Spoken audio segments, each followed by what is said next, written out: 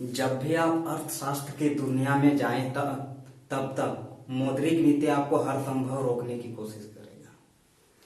तो क्या होता है ये मौद्रिक नीति? नमस्कार, मैं हूं प्रकाश और आपका स्वागत है मेरे इस YouTube चैनल में। आज हम लोग मौद्रिक नीति के बारे में जानेंगे। आखिर क्या होता है ये मौद्रिक नीति और हमें ये क्यों रोकने की कोशिश कर रहा है। मौद्रिक नीति को सामान्य शब्दों में कहा जाए तो अर्थव्यवस्था में मुद्रा की तरलता एवं ब्याज दर को प्रभावित करने वाली नीति को ही मौद्रिक नीति कहते हैं। सीधा शब्दों में कहा जाए तो मौद्रिक नीति ऐसा नीति है जो अर्थव्यवस्था में मुद्रा की तरलता एवं ब्याज दरों को प्रभावित करता है। और आप लोगों को तो मालूम ही होगा कि नोट छापने का जो अधिकार है वो आरबीआई और भारत सरकार के पास होता है। इस मौद्रिक नीति का उद्देश्य क्या है, इसको किस लिए लागू किया जाता है? इसका एकमात्र उद्देश्य है मुद्रास्फीति में नियंत्रण करना, यानी महंगाई में नियंत्रण करना। मौद्रिक नीति की इस परिभाषा को आप लोग ध्यान दीजिएगा तो सबसे पहले मुद्रा की तरलता आता है और ब्याज दर। इसको समझना बहुत कठिन है। मुद्रा की तरलता का अर्थ क्या होता है? इसको सिंपल भाषा में कहा जाए तो मुद्रा की मात्रा। मुद्रा का तरलता का अर्थ होता है मुद्रा की मात्रा। और ये मुद्रा की मात्रा कहाँ पर बता रहा है? अर्थव्यवस्था में, मतलब पूरे हमारा भारत में किस प्रकार का अर्थव्यवस्था होता है ये तो आप लोग को बहुत अच्छी तरह से मालूम है। भारत में मिश्रित अर्थव्यवस्था चलता है, ठीक ना। तो मिश्रित अर्थव्यवस्था में मुद्रा की तरलता का अर्थ होता है मुद्रा की मात्रा।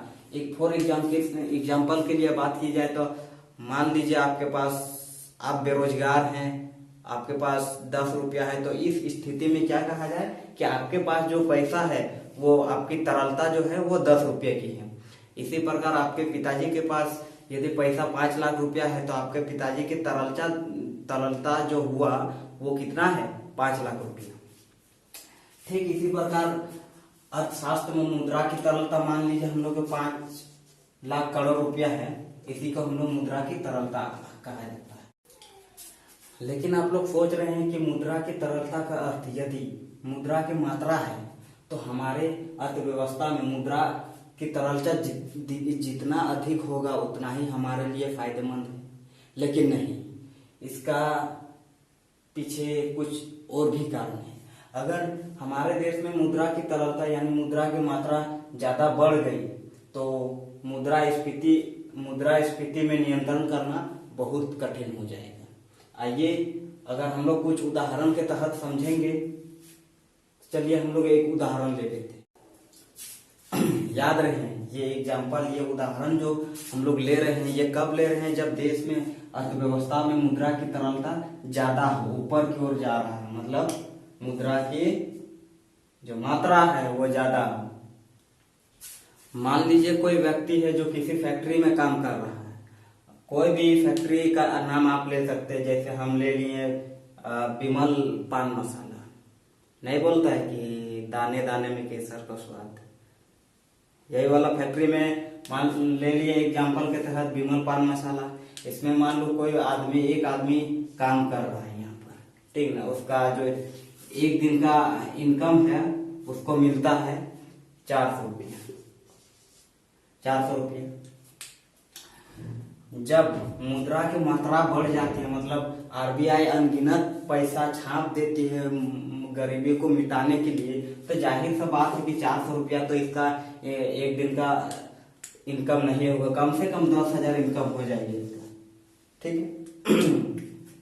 और आप लोगों को मालूम है जब एक दिन का सैलरी इसका 10,000 हो गया है, किस कारण से?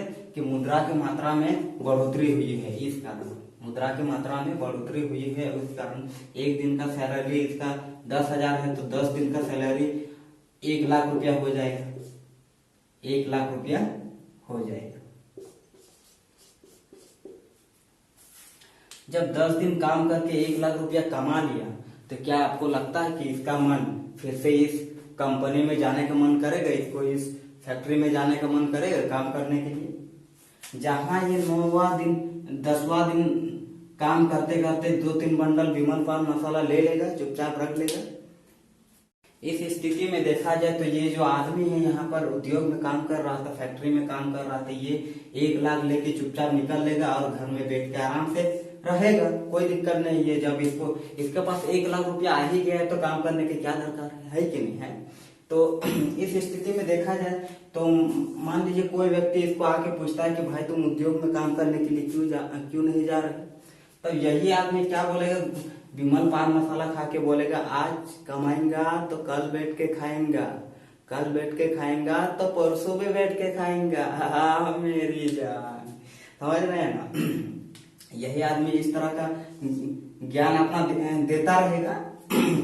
तो इस स्थिति में देखा जाए तो ये तो 1 लाख लेके बैठ ही गया है, जबकि इस उद्योग में, इस फैक्ट्री में हजारों लोग काम करते हैं, वो भी तो 1 लाख लेके फरार हो गए होंगे अपना अपने, है कि नहीं है। तो इस स्थिति में देखा जाए सब धीरे धीरे एक एक को आदमी भागेगा इस उद्योग से, इस गुटखा बनाने वाली कंपनी से। ठीक, क्योंकि इसके पास पैसा आ ही गया है, 1-2 लाख रुपया आ ही गया है, काम करने का क्या फायदा हो, है कि नहीं। तो इस स्थिति में देखा जाए तो इस फैक्ट्री के तहत उत्पाद जो हो कम होगा, उत्पादन जो होगा कम होगा और मांग क्या होगा, बढ़ेगा। उत्पादन कम होगा तो जाहिर सा बात है कि मांग बढ़बे करेगा, तो फिक्स है, तो नियम ही है।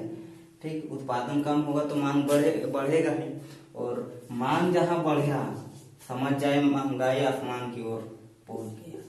मांग जहां बढ़ा तो महंगाई आसमान की ओर पहुंच गया।